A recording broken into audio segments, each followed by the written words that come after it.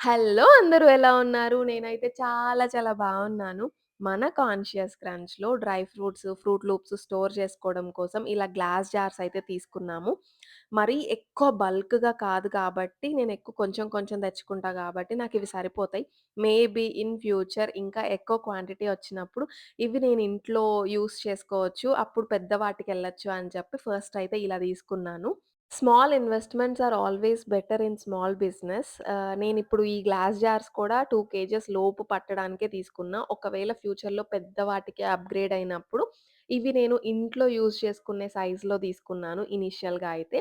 As of now నాకు ఈ quantity of ingredients తోటి నేనొక 2 వీక్స్ ప్రిపేర్ చేయొచ్చు.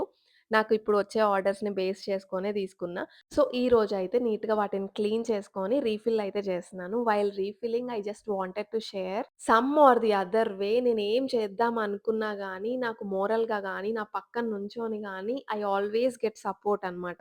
I will share one small incident which happened 20 days before. మా మేనేజర్ నాకు టీమ్స్‌లో హాయ్ అని మెసేజ్ చేశారు.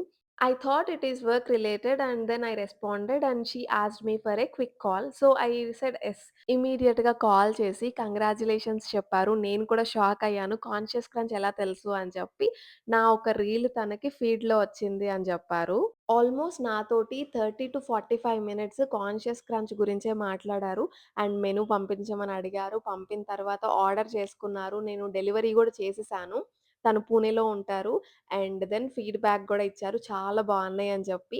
She believed in me. My work will not disturb because of conscious crunch and I got such a sweet manager.